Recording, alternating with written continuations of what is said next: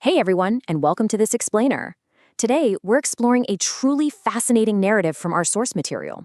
It shows us how ancient texts aren't just dry historical records. They're actually profound educational tools designed to guide us and really to reform human behavior.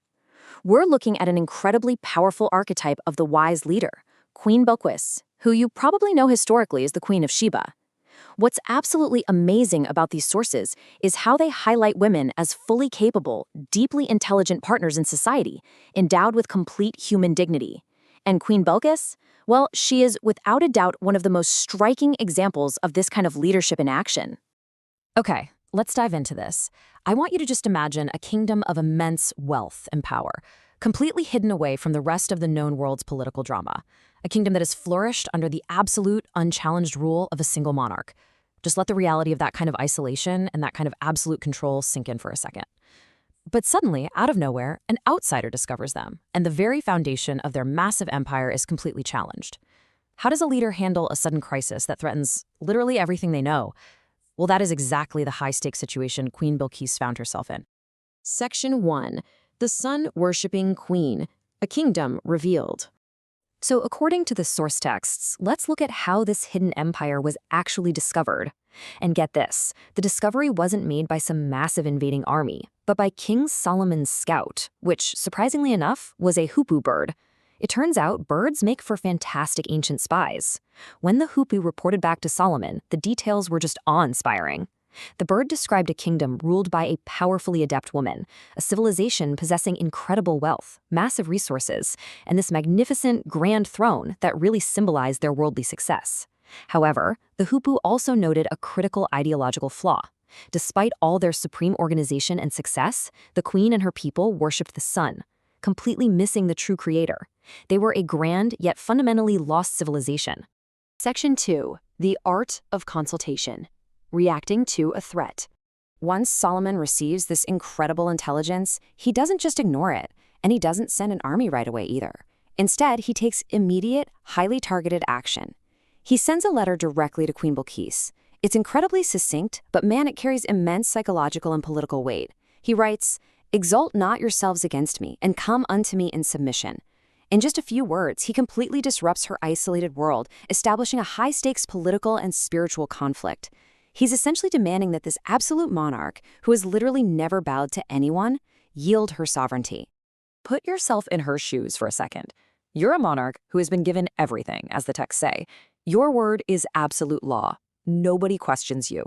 Then suddenly, a foreign king you've never even met demands your total submission.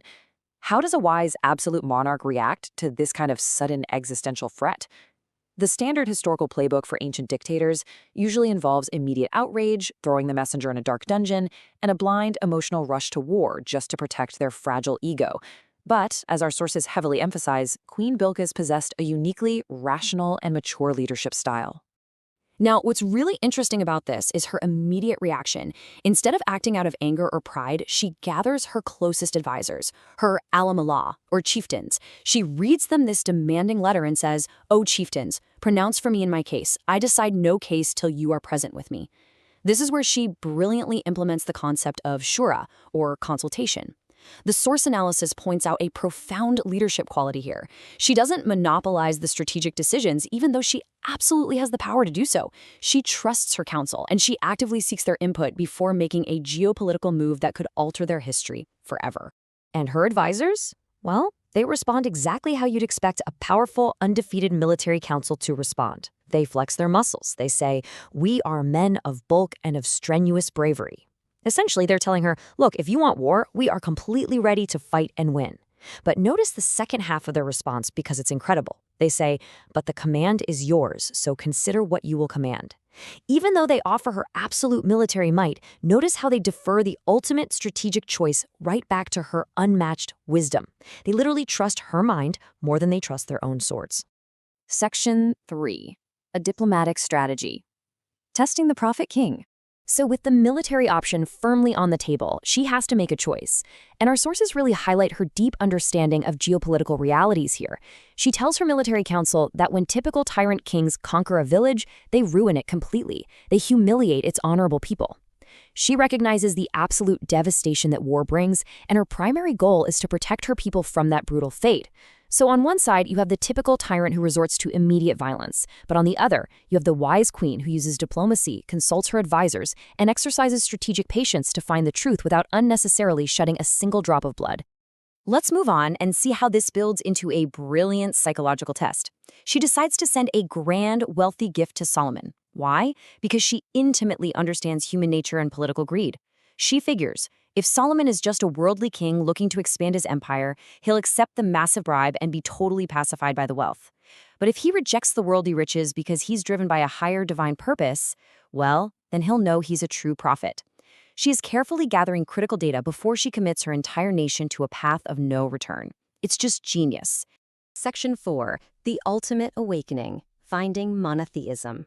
When Solomon unequivocally rejects the worldly gift, proving his mission is divine rather than imperial, Bilqis decides to travel and meet him personally. And this brilliantly illustrates the educational objective of these source narratives. The text described this as an awakening, and a cause, of the human mind. When Bilqis arrives and is confronted with Solomon's prophetic wisdom, the grand illusions of her past completely crumble. Her intellect, the very thing that made her a uniquely great queen in the first place, allows her to deeply realize that her ancestral traditions of sun worship were merely a massive deception. She doesn't stubbornly fight the truth once it becomes self-evident. So the crucial point is captured right here in her final, profound declaration.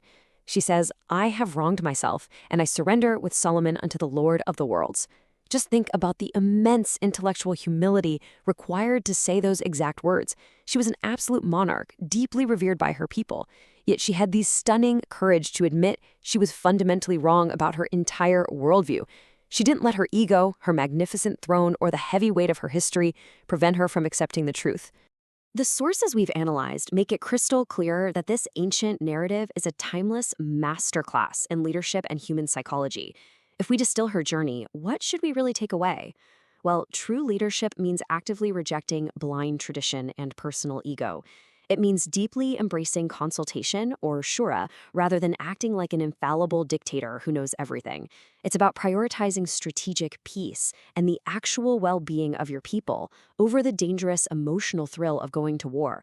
And above all, it's about possessing the profound, rare courage to look inward, admit when you're wrong, and completely change your course. I want to leave you with this final thought to reflect on today. We've seen the incredible intellectual and spiritual journey of a woman who literally had the world at her fingertips. So I ask you, if a powerful queen can set aside her immense ego, her vast wealth, and her deeply ingrained ancestral traditions the absolute moment she recognized the truth, what prevents us from doing the same in our own lives? Thank you so much for joining me for this explainer. Keep questioning, keep learning, and as always, keep seeking the truth.